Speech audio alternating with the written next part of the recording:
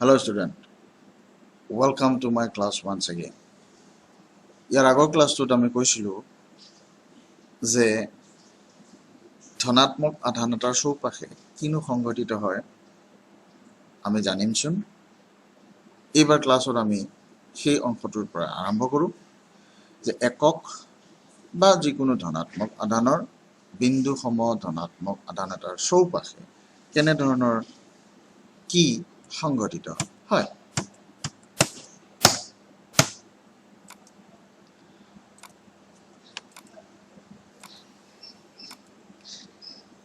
স্ক্ৰীনলৈ চোৱা, এটা বিন্দু সম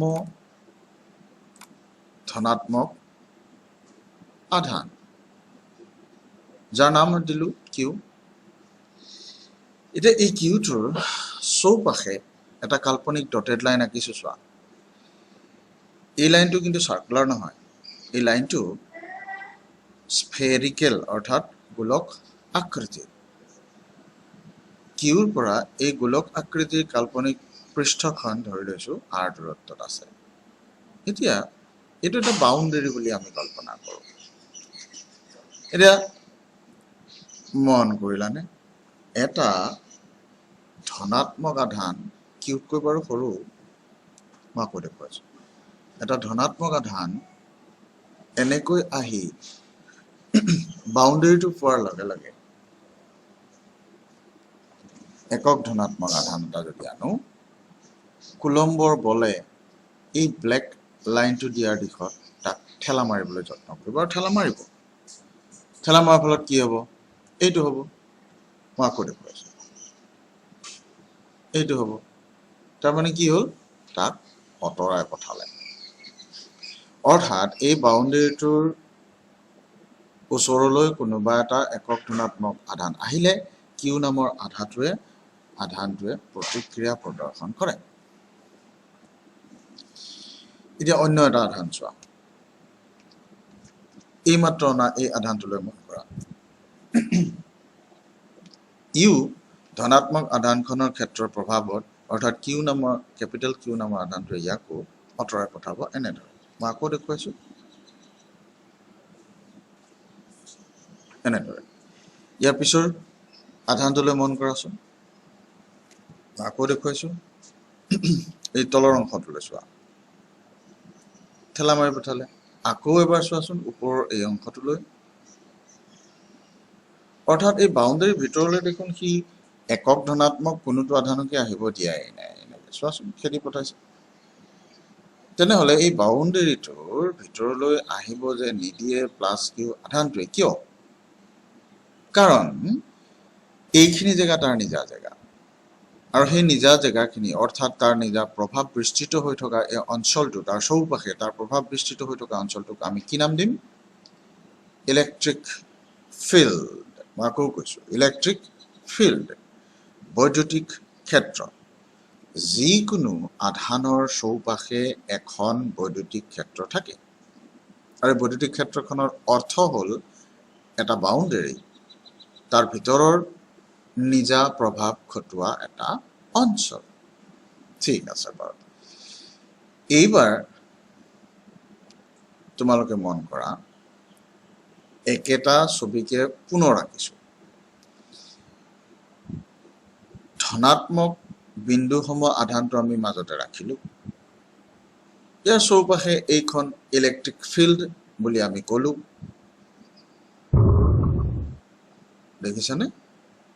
এইখনেই হ'ল ধৰি লৈছোঁ প্লাছ পজিটিভ বিন্দুসমূহ আধানটোৰ চৌপাশে থকা বৈদ্যুতিক ক্ষেত্ৰ। এতিয়া কি কৰিলোঁ? এটা পজিটিভ চাৰ্জ, একক পজিটিভ একক ধনাত্মক আধানো হ'ব পাৰে, ন' প্ৰব্লেম। এই বাউণ্ডেৰীটোৰ ভিতৰৰ এইখিনি জেগালৈ আনিলোঁ। কিমান দূৰত্বলৈ? R1 দূৰত্বলৈ। মন কৰিবা, তাক বাউণ্ডেৰীটোৰ ভিতৰলৈ আনিবৰ কাৰণে কিন্তু জোৰ জবৰদস্তি কৰিব লগা হৈছিল, কাৰণ সেইটো বাউণ্ডেৰীৰ ভিতৰলৈ স্বাভাৱিক অৱস্থাত সোমাবলৈ নিদিয়ে। আমি তাক আনিলোঁ জবৰদস্তি। আনিলে কি হ'ব? আনিলে তাক এই আধানটোৱে ইয়াক বাহিৰৰ দিশত ঠেলি পঠিয়াবলৈ ৰিপালচন এই ৰঙা কাঁড়চিনডালৰ দিশত তাক ঠেলি পঠিয়াবলৈ ৰেডি হৈ আছে। বাৰ ঠেলা কুলম্বৰ এই বলটোৰ পৰিমাণ কিমান হ'ব? প্ৰশ্ন। এইবাৰ অন্য এটা চিটুৱেশ্যন চোৱাচোন। ধৰি লোৱা R2 নামৰ ডিষ্টেঞ্চলৈ আগৰবাৰ নিচিনাকৈ সৌটো আৰু এটা ধনাত্মক আধান আনিলোঁ। এতিয়া তোমালোকে বুজিয়ে পাইছা, আগৰবাৰ নিচিনা ইয়াকো ঠেলা মাৰি দিব, কেনি এইফাললৈ। কিন্তু প্ৰশ্নটো হ'ল এইবাৰ তাক কিমান বলেৰে ঠেলিব, এইটো প্ৰশ্ন। R1 দূৰত্বলৈ আনোতে তাক কিমান বলেৰে ঠেলিবলৈ যত্ন কৰিছিল, এইবাৰ R2 এইখিনিলৈ আনোতে তাক কিমান বলেৰে ঠেলিব। একেই হ'বনে দুইটা? ডেফিনেটলি নহয়। কিয় নহয়? কাৰণ ইয়াৰ পৰা তালৈ দূৰত্ব যিমান, ইয়াৰ পৰা তালৈ দূৰত্ব তাতকৈ কম। এইটো আমাৰ সাধাৰণ জ্ঞানেও ক'ব পাৰি যে এই দুটা বল সমান নহ'ব। কিন্তু এই ক্ষেত্ৰত আমি কুলম্বৰ সূত্ৰ অনুসৰণ কৰি আছোঁ। কুলম্বৰ সূত্ৰ মতেই এই দুটা বল ডেফিনেটলি বেলেগ বেলেগ হ'ব। এইবাৰ চোৱা বেলেগ এটা কথা লৈ, আৰু ছুটি ডিষ্টেঞ্চ এটা R3 সৰুটো আধান আনিছোঁ, দেখিছেনে? আহি আছে এইবাৰ ঠিকেই অনুমান কৰিছা। এইবাৰ যিটো বল হ'ব সেইটো হ'ব এইডাল। তোমালোকে এটা কথা মন কৰা, এইডাল কাঁড়চিন, এইডাল কাঁড়চিন, এইডাল কাঁড়চিন, এই তিনিটা কাঁড়চিনৰ পাৰ্থক্য কি? ছুটি তাতকৈ দীঘল, তাতকৈ দীঘল। য়েছ, এই দীঘল বস্তুটোৱে কি বুজোৱা হৈছে? ভেক্টৰ এফৰ মান বুজোৱা হৈছে। আমাৰ প্ৰশ্নটো মই আকৌ দোহাৰিছোঁ, will all repulsive forces are equal? The answer is no, not at all. Then let us explain this thing. ইয়াৰ অৰ্থটো ভেৰি চিম্পল, যে যিমানে ওচৰলৈ যাব সিমানে ডাঙৰ হাতৰ এই কিউ আধানটোৰ প্ৰভাৱ বেছি হ'ব, অৰ্থাৎ তাৰ বৈদ্যুতিক ক্ষেত্ৰখনৰ প্ৰভাৱ যিমানে ওচৰলৈ যোৱা যায় সিমানে বেছি হ'ব। আঁতৰত থাকিলে, এইখিনিত থাকিলে প্ৰভাৱ কম হ'ব, এইখিনিত থাকিলে তাতকৈ অলপমান বেছি হ'ব, এইখিনিত থাকিলে প্ৰভাৱ তাতকৈ আৰু বেছি হ'ব। অৰ্থটো স্পষ্ট যে আধান এটাৰ ওচৰত বৈদ্যুতিক ক্ষেত্ৰৰ তীব্ৰতা বা প্ৰাবল্যতা বেছি, ক্ৰমান্বয়ে আঁতৰলৈ গৈ থাকিলে প্ৰাবল্যতা কমি আহে। এই প্ৰাবল্যতা বা ক্ষেত্ৰ এখনৰ জোখৰ পৰিমাণটো আমি এটা শব্দৰ দ্বাৰা, নতুন ফিজিকেল কোৱান্টিটি, ভৌতিক ৰাশিৰ দ্বাৰা বুজাওঁ। ভৌতিক ৰাশিটোৰ নাম কি? তোমালোকে ইতিমধ্যে ক্লাছ 10ত পাই আহিছা, ইলেক্ট্ৰিক ফিল্ড ইণ্টেনচিটি। কেপিটেল ই এই লেটাৰটোৰ দ্বাৰা বুজোৱা হয়। এইটো এটা ভেক্টৰ ৰাশি হ'বই লাগিব, তোমালোকে গমেই পাইছা, because this is a force, nothing but. Let's talk further মোৰ। ছবিটো মই আকৌ আঁকি লৈছোঁ তোমালোকৰ সুবিধাৰ কাৰণে। চোৱা, এইটো কি? ধনাত্মক বিন্দু সমাধান। বাউণ্ডেৰীটো কি? বৈদ্যুতিক ক্ষেত্ৰ।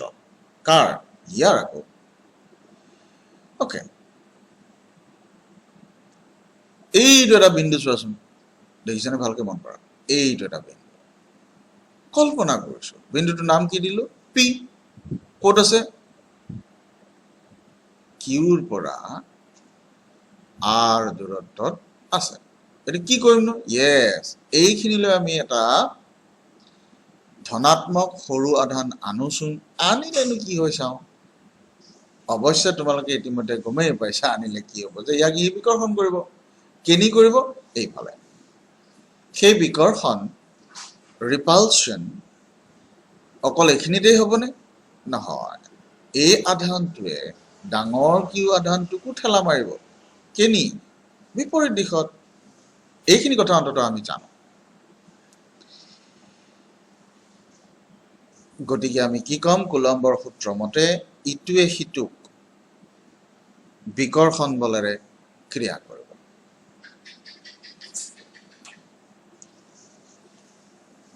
ইয়াৰ অৰ্থ যে প্ৰত্যেকটো আধানৰ একচুৱেলি চৌপাশে একোখন ক্ষেত্ৰ থাকেই আৰু সেই ক্ষেত্ৰখন কিমান কেনেকৈ বুজাবৰ কাৰণে এটা গাণিতীয় সূত্ৰ তোমালোকক দেখুওৱা হৈছে চোৱাচোন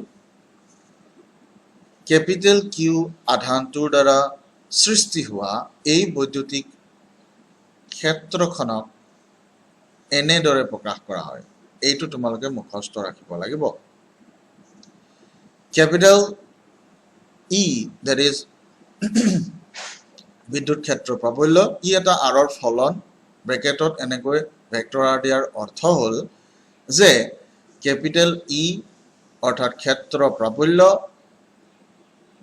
পজিশন ভেক্টৰ অৱস্থান ভেক্টৰ আৰৰ ওপৰত নিৰ্ভৰশীল is equal to 1/4 pi epsilon naught capital Q divided by r square into r cap এটি r cap to কি বস্তু r cap to হ'ল আৰৰ দিশত এটা একক ভেক্টৰ আমি সমীকৰণটোৰ নাম্বাৰ এটা দি লওঁচোন ধৰো এই সমীকৰণ নাম্বাৰটো 1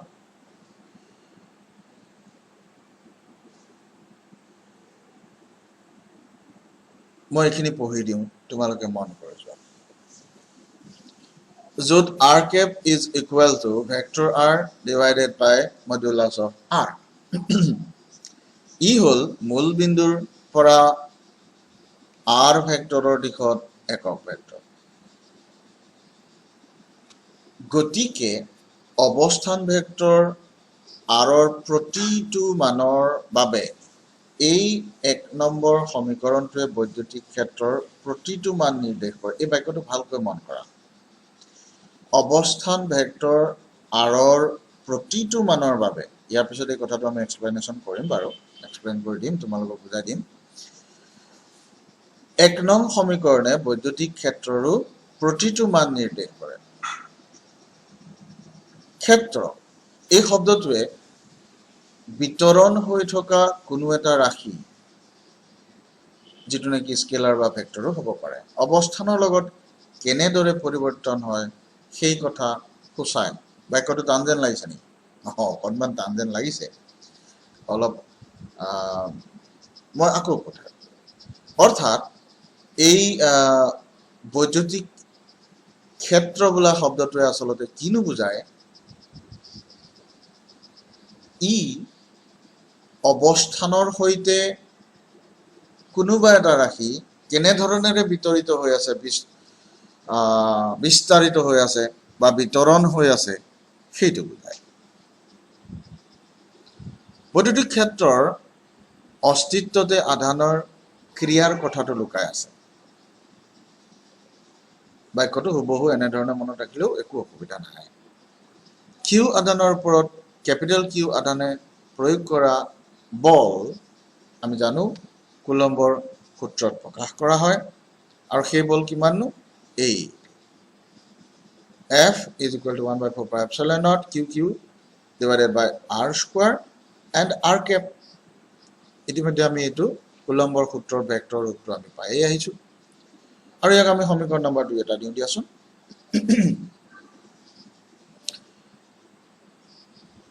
মন কৰা এইটো কুলম্বৰ সূত্ৰ এইটো আকৌ ক্ষেত্ৰ প্ৰাবল্যৰ হে এক্সপ্ৰেছন বা প্ৰকাশ ৰাখি ঠিক আছে 1 নম্বৰ আৰু 2 নম্বৰ সমীকৰণ দুটা মনত ৰাখিবা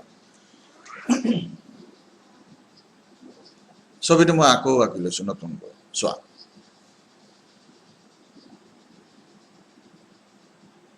এই যে ৰঙা চিনডাল আমি ইতিমধ্যে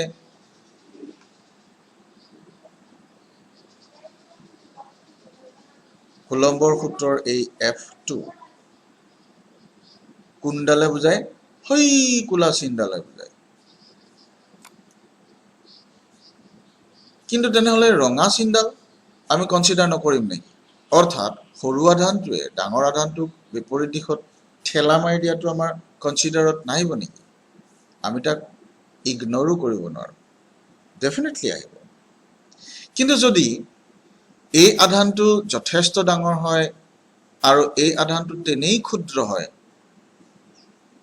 তেতিয়াহ'লে সৰু কিউ আধানটোৱে ডাঙৰ কিউ আধানটোক ঠেলা মাৰি তাৰ অৱস্থান সলাব নোৱাৰে কিন্তু ডাঙৰ কিউ আধানটোৱে সৰু কিউ আধানটোক ঠেলা মাৰি অৱস্থান সলাব পাৰিব ইয়াৰ সাধাৰণ অৰ্থটো হ'ল যে প্লাছ কিউ আধানটো স্থিৰ হৈ থাকিলেহে আমি সেই আধানটোৱে বাকী আধানক কিমান বলেৰে কেনেকৈ ঠেলে জানিবলৈ সুবিধা হয় আৰু এই প্লাছ কিউ আধানটো কেন্দ্ৰত স্থিৰ হৈ তেতিয়াহে থাকিব যেতিয়া তাৰ ওপৰত ক্ৰিয়া কৰা এই ৰঙা কাৰ চিনৰ এনেকুৱা দিশৰ বলবিলাক নগণ্য হ'ব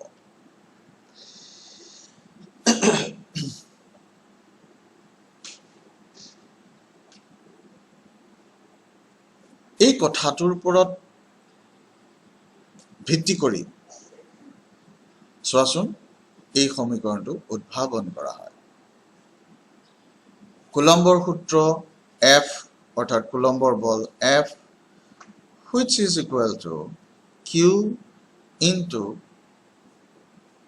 বিদ্যুৎ ক্ষেত্ৰ প্ৰবল্য capital vector E ইয়াক আমি এটা সমীকৰণ নম্বৰ দিছো 3 তে আমাৰ হাতে তিনটা সমীকৰণ হ'ল সমীকৰণ নম্বৰ 1 সমীকৰণ নম্বৰ 2 now equation number 3 এই 3 নং সমীকৰণটোৱে SI এককত বৈদ্যুতিক ক্ষেত্ৰৰ সংজ্ঞা দিয়ে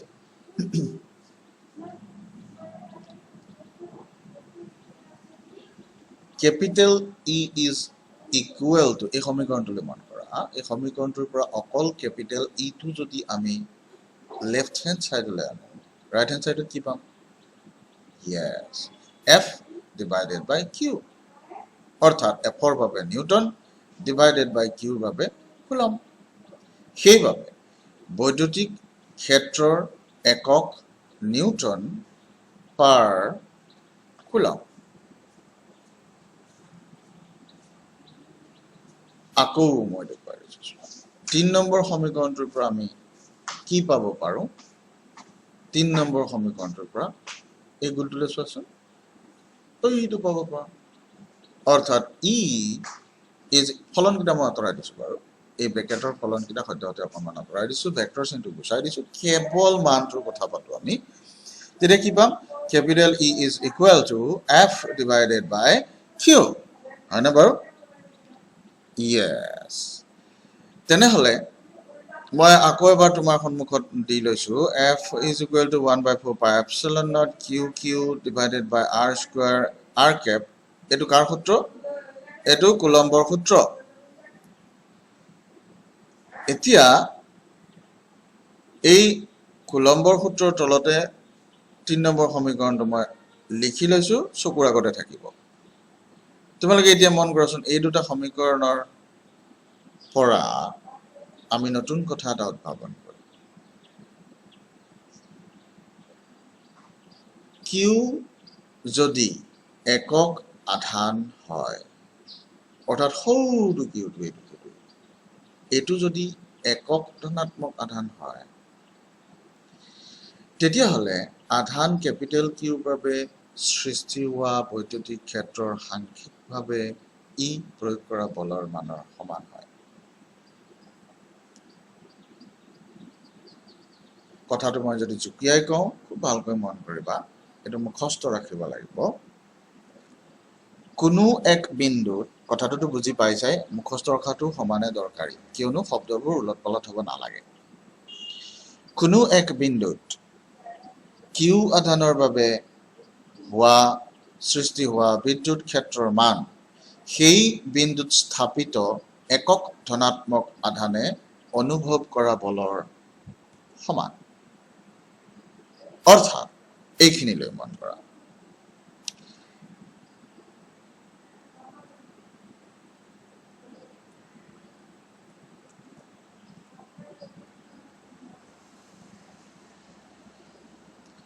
F R অৰ্থাৎ এইখিনি is equal to E R এইখিনি কেতিয়া হ'ব যেতিয়া হই সৰু হাতৰ কিউ টোৰ মান এইটোৰ মান সৌটোৰ মান এইটোৰ মান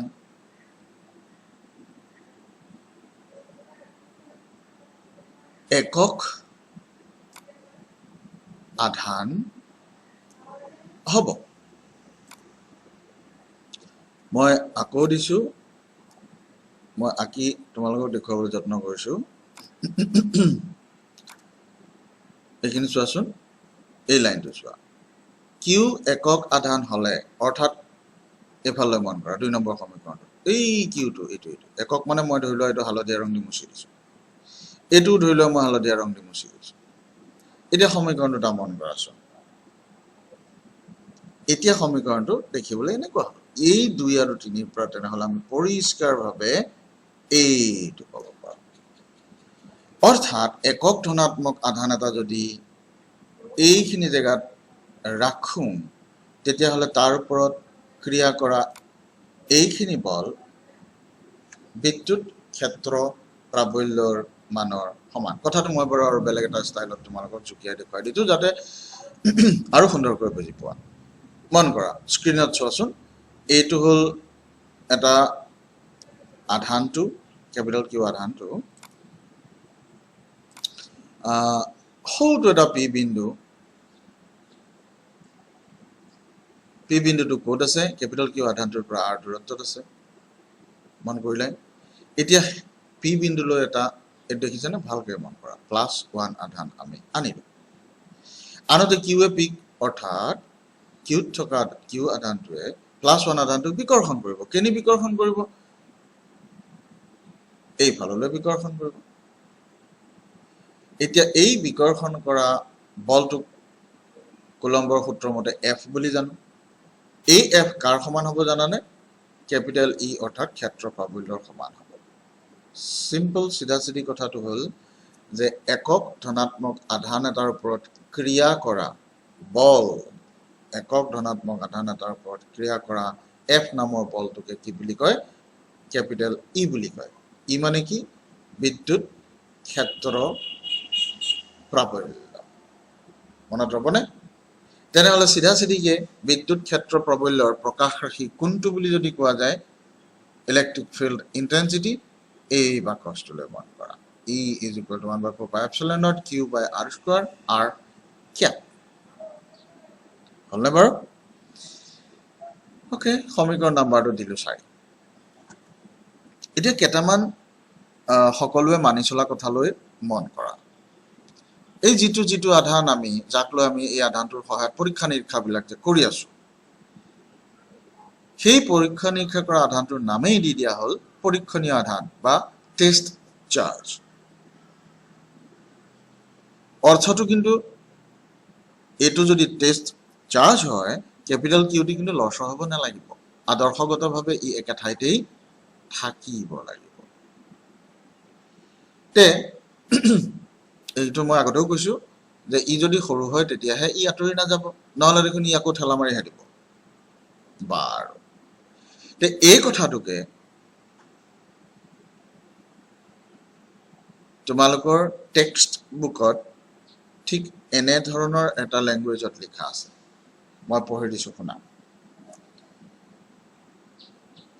কিউ আধান যদি ক্যাপিটেল কিউ আধানৰ ওচৰৰ কোনো এক বিন্দুলৈ এই ছবি দেখুৱাৰ দৰে অনা হয় তেতিয়া সেই সৰু কিউ আধানটোৰ বাবে ক্যাপিটেল কিউ আধানেও বৈদ্যুতিক বল অনুভৱ কৰাটো থুৰ ফলস্বৰূপে ডাঙৰ কিউটো ইউ গতি কৰিবলৈ প্ৰয়াস কৰিব যেটো আমি বিচৰা কথা নহয় এই সমস্যাৰ পৰা হাত সৰাৰ উপায় হ'ল এইটোৰ মান কিউৰ মান যিমান পাৰি কম কৰা এনে ক্ষেত্ৰত ফোৰ্সৰ মানো নগণ্য হ'ব নো ডাউট হওক আমাৰ আপত্তি কৰিবলগীয়া নাই তথাপিও অনুপাত f/q it will be finite বা সসীম আৰু ইয়ে বৈদ্যুতিক ক্ষেত্ৰৰ সংজ্ঞা দিয়ে ঠিক এনেদৰে ইতিমধ্যে ইয়াৰ আগৰ স্লাইডটোত তোমাক এইখিনি কথাকে মই দেখুৱাম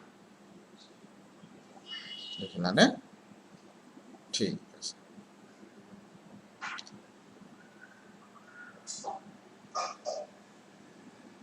এই সমীকৰণটো মন কৰা পূৰ্বতেও আমি এনেকুৱা ধৰণৰ গাণিতীয়ভাৱে তাৎক্ষণিক বেগবোৰ প্ৰকাশ কৰিছিল তোমালোকৰ মনত পৰিছে চাগে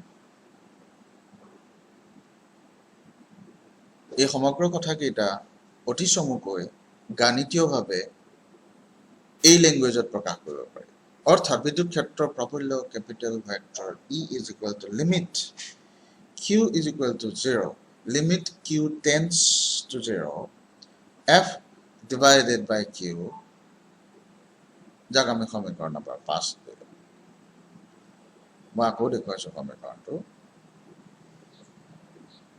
E is equal to limit Q tends to 0 F divided by Q এই 5 নম্বৰ সমীকৰণটো তুমি লেফটলৈ চাই পঠোৱাছো এইটোৰ সৈতে কিন্তু একেটাই অৰ্থাৎ এই সমীকৰণটো পাবৰ কাৰণে আমি গাণিতীয়ভাৱে এনেকুৱা ধৰণৰ এক্সপ্ৰেছন এটা প্ৰথমতে কল্পনা কৰি লোৱাৰ পাছত ইয়াক সৰলীকৃত কৰি সাধাৰণভাৱে তোমালোকক এই এক্সপ্ৰেছনটো লিখিবলৈ দিয়া হয় ছাত্ৰ ছাত্ৰীসকল ইয়াৰ পিছৰ ক্লাছটোত আমি অধ্যয়ন কৰিম যে বহুতো আধান নিকায় অৰ্থাৎ এটাতকৈ বেছি আধান দুটাৰ বিষয়ে আমি তো পঢ়িলোৱে তিনটা আধান হলে কি হ'ব চাৰিটা আধান হলে কি হ'ব পাঁচটা আধান হলে কি হ'ব বলৰ বিষয়ে কোৱা নাই বৈদ্যুতিক ক্ষেত্ৰখনৰ চেহেৰাটো কি হ'ব অৰ্থাৎ দুটাতকৈ অধিক আধান যদি থাকে বা এটাতকৈ অধিক আধান যদি থাকে তাৰ ফলত সৃষ্টি হোৱা বৈদ্যুতিক ক্ষেত্ৰখনৰ চেহেৰা কেনেকুৱা হ'ব সেই বিষয়ে আমি ইয়াৰ পৰৱৰ্তী ক্লাছটোত আলোচনা কৰিম ধন্যবাদ